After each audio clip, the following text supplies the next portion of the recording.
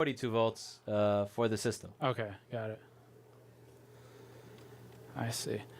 And so at this point, now if you were working on this for, I guess, for a full repair for a customer, at this point, do you basically just make sure it's all working and you're done?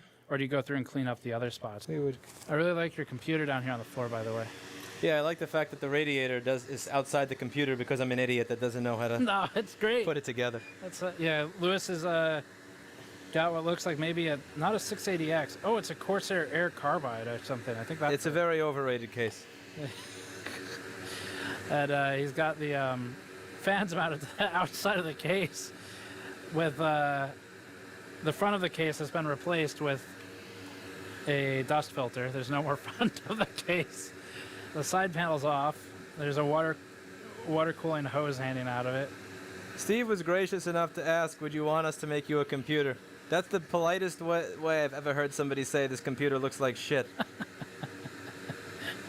Yeah, so for Twitch chat right there. There you go. Can we hook Lewis up with the new PC? I offered. That's what he was just saying for his mic. I'm a cheapskate. I'm going to be using this. I appreciate the offer. I'm going to be using this computer until 2035. Because the computer I had before this one that I put together a few years ago, I was using for about 10 years or so. So you think this will last you for another decade? Probably. So now, what are you working on now? Just clean up the other spots? Yeah, any area that had even the tiniest bit of corrosion. I am actually trying to learn here, and I've learned a few valuable things so far. Like you can't have enough flux. It's one of them. Yeah. So here's the thing. Paul will use this amount of flux, like this, right? Right. This is Paul. That's okay. Yeah. This is proper. Okay, got it. Okay. Never use a Paul amount of flux. It'll backfire on you. Amount of flux. Okay. Do you know those motivational posters they do in offices? Have you ever thought of getting that made and just putting it up? You need like a door cam so you can get people popping in. Yeah, the whole idea is to put back together every joint that is either shorted to something else or that is no longer connected. And 99% of the time, this really is just a janitor's job. Okay. You're just being a janitor. Now, sometimes there are capacitors that look like, again, I don't know if that burn mark is from the liquid or if that burn mark is from, something else. Getting stabbed or something. Yeah, so... So what are we looking at? I see an inductor. Are those two caps next to it? Yeah, this capacitor scares me. Okay. It looks like it could be shorted to ground, but it's not. Where were you seeing you thought was the short? See this? Yeah. That was just dust. Okay. I thought that was an exploded cap, but yeah. 3,000 ohms. Yeah, that's fine. That's 1,000. I fucked up my scenes in OBS. That's why you can't see the thing. That's there. And then you just go through every section of the board where you see, like, see over here, there's... What would be a warning sign to you on that, the one you just looked at? Like, just 0? Or... Yeah, if it was 0, or like, if it was 0.000. Okay. But that also had a K in it that you couldn't see on the screen because I suck at using OBS, but that was 3,000 ohms. And then you see over here where the solder is starting to come off? Yeah. So you want to go through this is going to come off in the ultrasonic cleaner, but my idea is, if the solder is coming off, that means that these components are barely hanging on there. So I want to go through each one of those components and kind of juice up the joints a little bit. Right. So what, I know you've done this in a video. I actually watched one of your videos that was years old about flux. What, can you explain to me like the core function of flux? What? It allows solder to flow, so I'll show you this is what happens without flux. Let's see if I have an example there. Does it just stick without flux basically? Watch, I'll show you. So I'm going to burn out all of the flux over here. Okay. Just turn the HDR back on. And for Twitch, he's demoing flux versus no flux. All right. See how it looks like a Hershey's Kiss? The spiky joint. Yeah, it doesn't flow. Okay. It looks like that. Is flux something that you need to thoroughly clean up? Is it conductive at all? This flux is not conductive. It's not conductive. You could leave it there. It's not a... Yeah, there is. Okay. So now this is with flux. I see. Creates a nicer little. Right. Way better. Okay. They're saying your sound is fine right now. That's good. Okay, cool. Yeah, for those who showed up late, I only have one wireless transmitter at the store, so I'm recording my audio track to my Zoom, and I'm going to put it on the main channel version. Sorry. Why does this guy sound like Steve from GM? Do I sound like that guy? You sound very similar. I sound like Steve from GM? That's weird. Oh. Or something like this. You want to go through... What is that? It looks like it's a scene from Alien or something. Like... Nasty corroded shit. Is that really just corrosion? I guess so. This is how you learn. There are all these areas that are corroded, and the way you learn what each area does is like the computer comes in with X problem, and it's corroded in Y spot. So then you realize that corrosion matters in this spot means you don't have Wi-Fi, or corrosion in this spot means that it'll be taking 20 milliamps instead of 500 in the power supply. Okay. Is most of this all water damage, basically? Yeah. Liquid damage, I guess, more appropriately.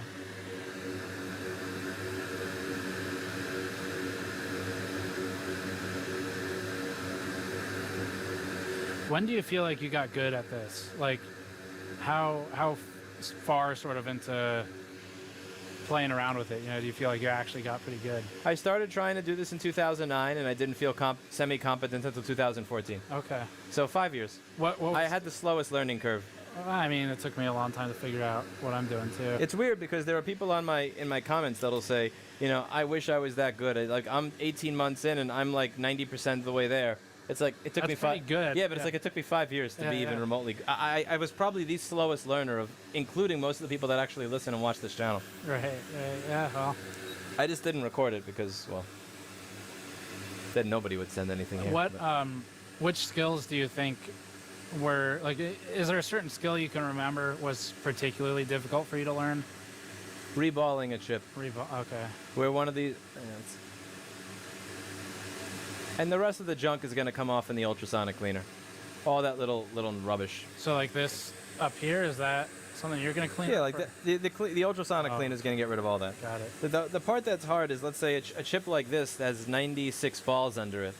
And you have to take, I would have to take this chip off and then take manual for and then like to reball it, or is there a machine? There's a jig, but you have to find the jig for each chip, and if you don't have a jig for that chip, then you have to tape the chip to the desk and then find a stencil, or if you don't have a stencil, then you have to manually put each of the individual balls there, which I have seen people do before.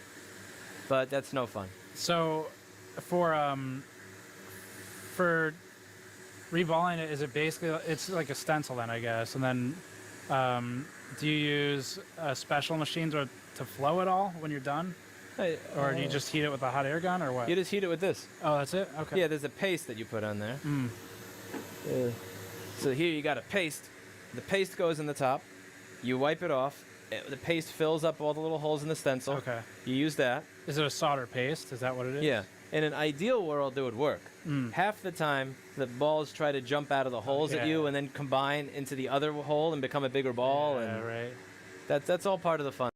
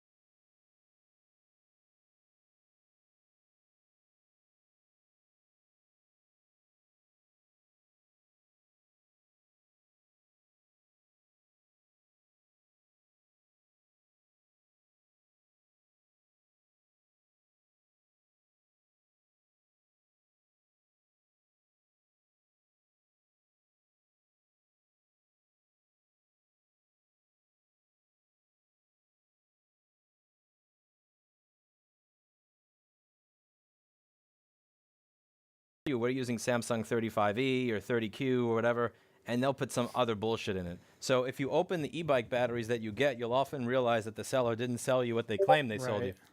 So I open up all the stuff before I actually put it in my bike. That's what happened to you on this one, right? It was no, not this one. That was the other. Oh no, that has a frame. The one that other one, like the frame is literally just poof. Yeah, they claimed they were giving me Samsung 35E cells. I paid extra for it. You open it, it's just bullshit. Yeah. No name, no brand, no nothing. Right. So I like EM3V. I'm a big shill for them because the internal construction, no sponsor or anything, it's fucking beautiful. Like you pay more money, but there's craftsmanship that goes into how they put that together, and it's absolutely beautiful. Like the way there's temperature sensors, it'll automatically turn off if it's too hot, too cold. They very, very conservatively rate their power ratings. Like that one, that can easily do RMS of 3,000, and they rate it at RMS of 1,500. There's you might like this. There's an attachment I wired into mine that it's just a small computer with a micro SD card reader on it, and it'll do GPS tracking of the bike, and it'll do which is useful for multiple things, but theft being one of them. But it'll do GPS tracking, and then it also does logging of temperature of the internal components and speed.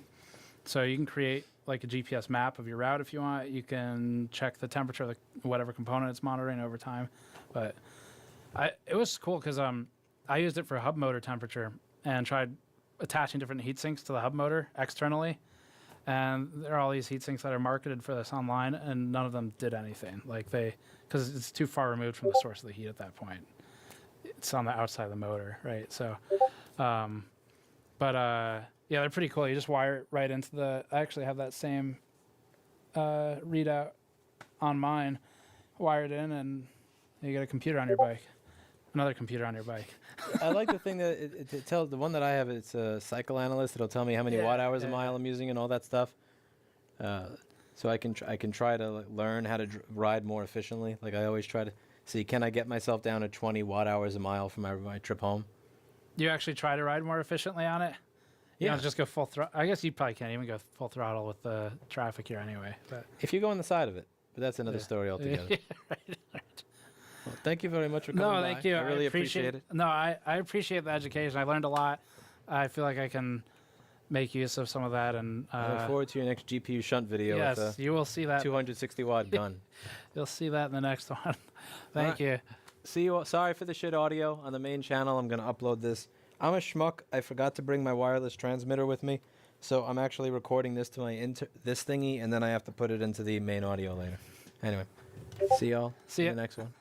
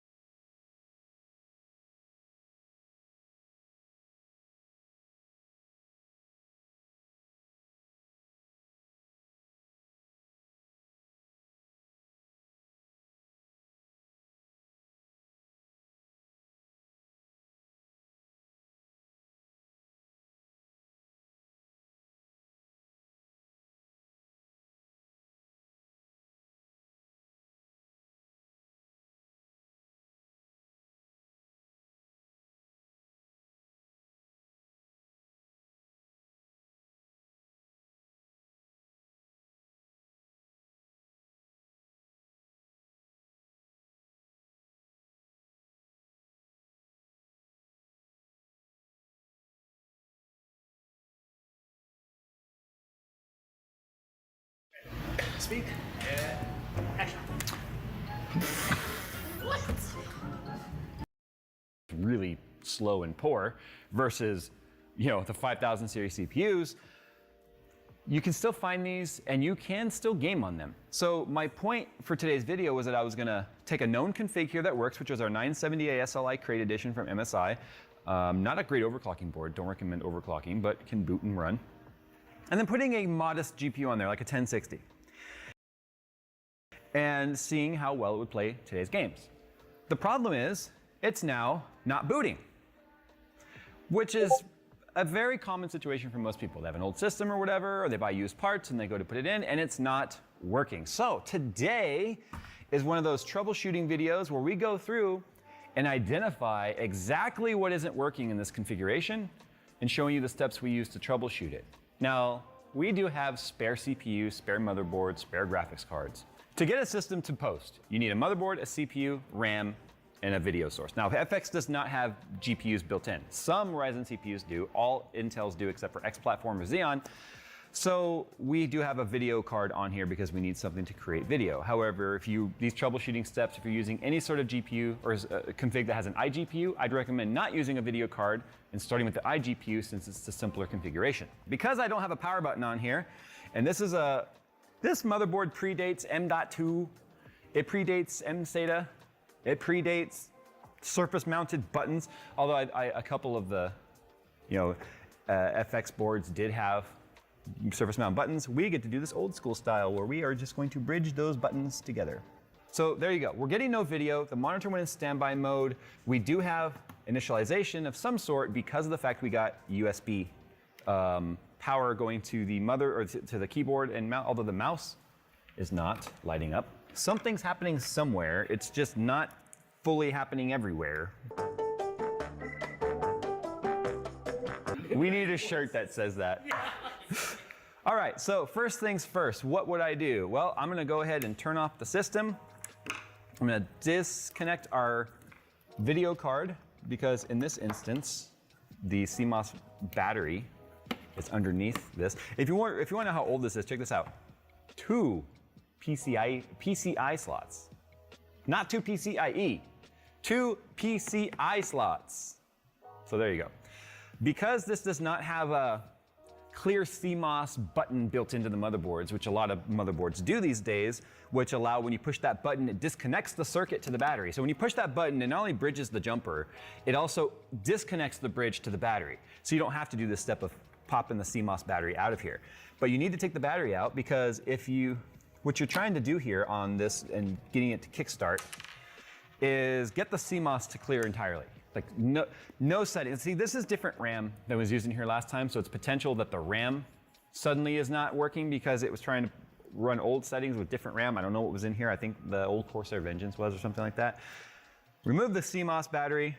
This particular motherboard's jumper, I am like 1000% positive is right here because it says header JBAT1, so this is the battery, which also means it's gonna be the clear CMOS. I'm gonna go ahead and just jumper those 2 pins together.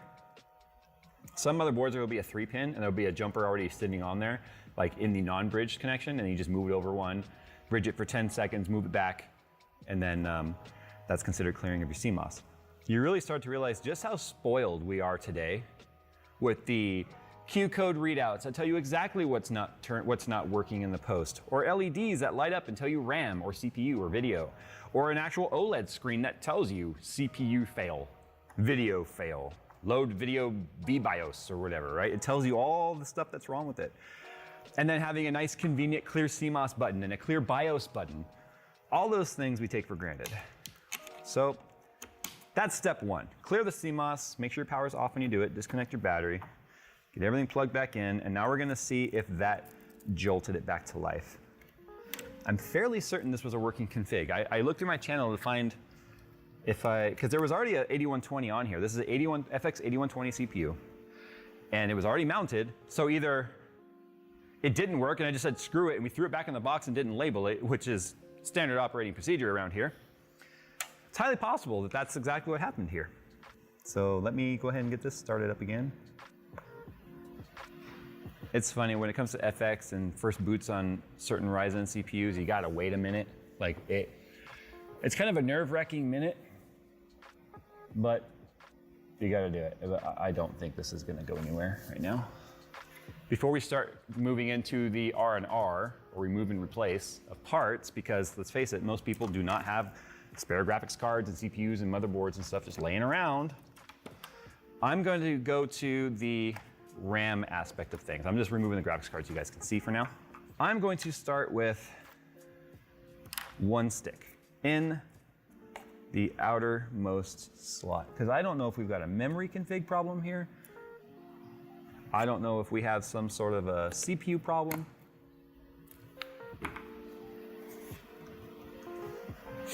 This is a known good display. At least I didn't drop it on the computer. Why does the 2 cents real quick? This is a known good DisplayPort cable, so I'm not going to bother trying to change that out. But we're getting the exact same thing that happened with one RAM stick. Now that I know one RAM stick is not fixing it, I'm going to set these 3 aside and leave it with one RAM stick until we get it to boot. The next thing I'm going to try at this point is just a different graphics card. This is essentially what would happen if you were to send this to some sort of a computer tech, IT guy. They theoretically would have spare parts of different generations of stuff, so they can start doing part swap, because then they go, oh, well, your rotary dirter's bad, so we need to replace your dirter, stat. This is our trusty 1050. We use it all the time. It requires no PCI power. Let's see if anything different happens there.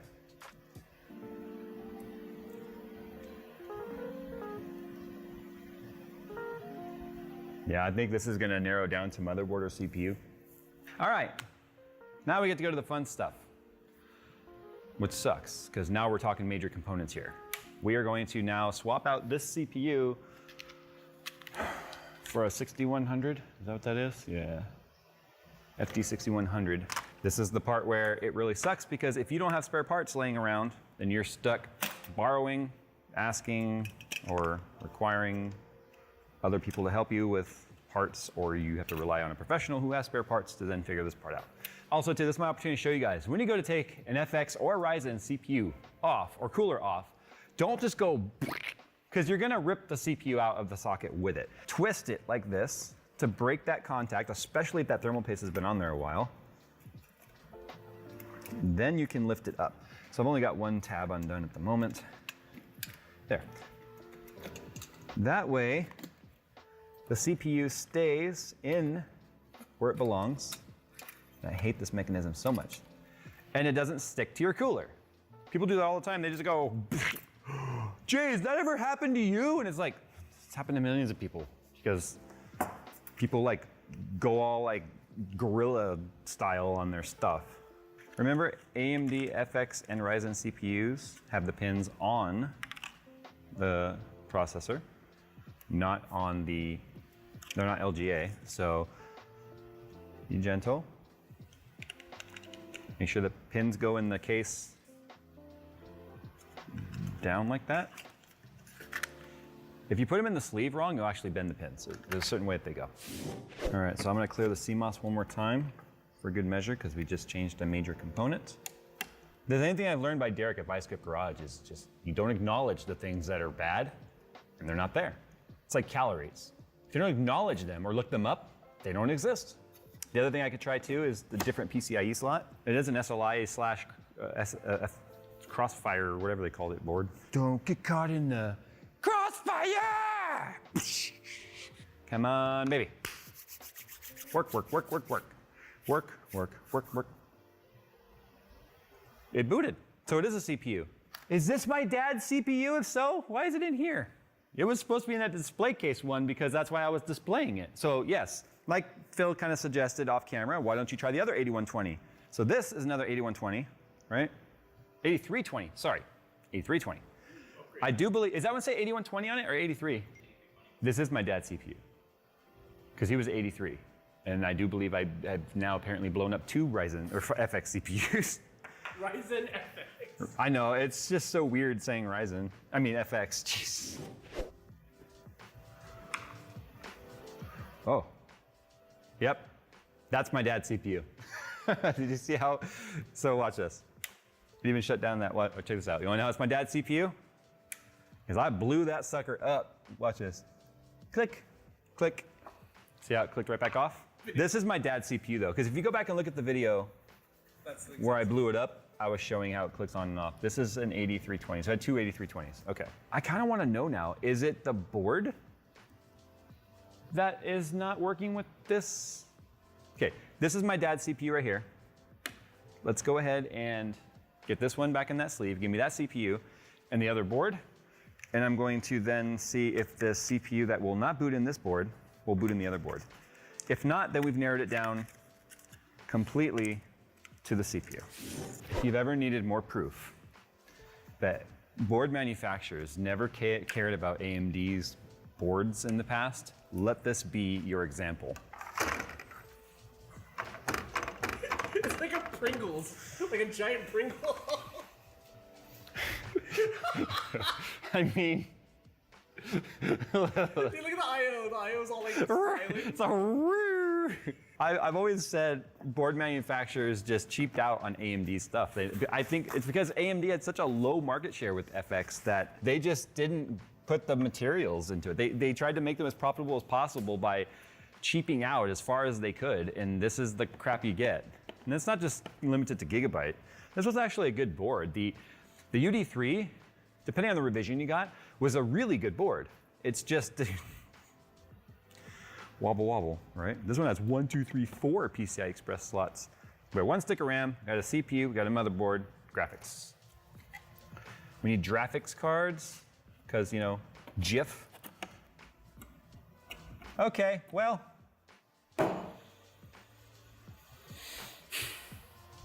That's how we troubleshoot.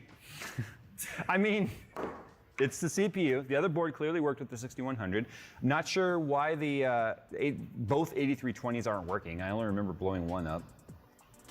Doesn't mean I didn't somehow blow up the other one. That other motherboard, the 970, might need a BIOS update for the 8320 because that board could have come out prior to the 8300 and worked with the 8100. All right, so we're at a crossroads here.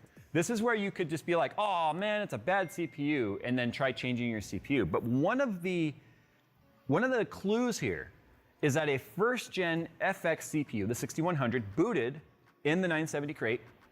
That motherboard I received, I didn't receive it actually, I bought it, and never used it because it didn't have good reports in terms of overclocking capabilities. Obviously, it's a fairly basic board for the 8-core CPUs. And since I was running an 8350, I went, you know what, I probably shouldn't use this. I ended up using the Crosshair board because it was extremely overbuilt, robust, dual BIOS, all that sort of stuff. You might get caught up going, damn, my CPU is bad, you get rid of it, you buy a new one. It doesn't work either because it turns out all you needed all along was a BIOS update. BIOS updates are scary, especially on old hardware like this. They don't have backups, they don't have fail safes, they don't have second BIOS most of the time so that you can revert if you have a power failure or your kid or your dog trips on the power cable while it's updating right into the EEPROM. So what we're gonna do now is we are going to put the 6100 back in that board so we can get it booting. We're gonna get into the BIOS and we're going to update it and we're gonna see.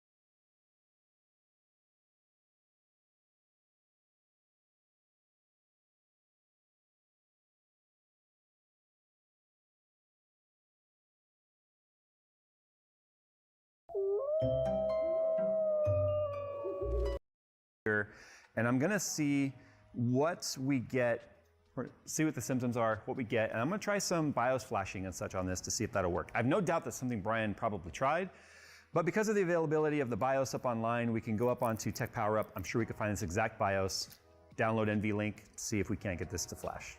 So I got a 3080 here because we'll probably end up having to use this to download all our utilities and stuff if this doesn't boot. But anyway, first boot, Fans are turning immediately. You know what's interesting? This sort of predates when like lighting on cards was a thing. Look at that. There's like no lighting on this card whatsoever. That's so weird. Do we get an image? That's gonna be the first and foremost thing. So this is the Corsair Xeneon monitor. Everything's booted up, but we're not getting an image. Huh. He did say he gets an image out of it. What's happening here? We got a white light. DisplayPort, no signal. Huh. Maybe we have to try this with HDMI? Is that in all the way? Yeah, it's in all the way. God, look at the flex on that.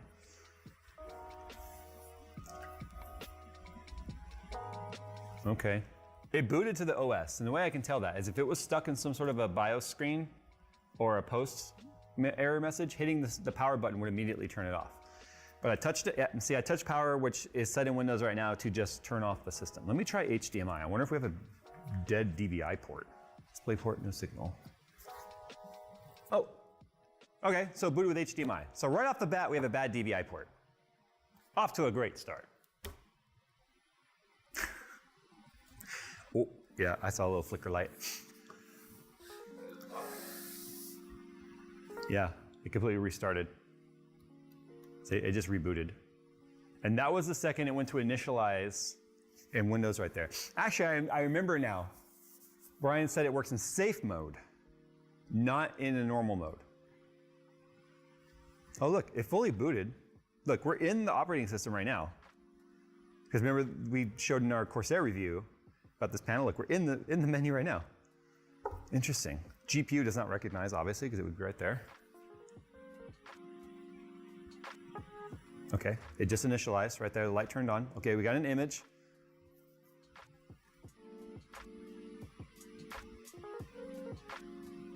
This is like one of those demon cards that you just are like.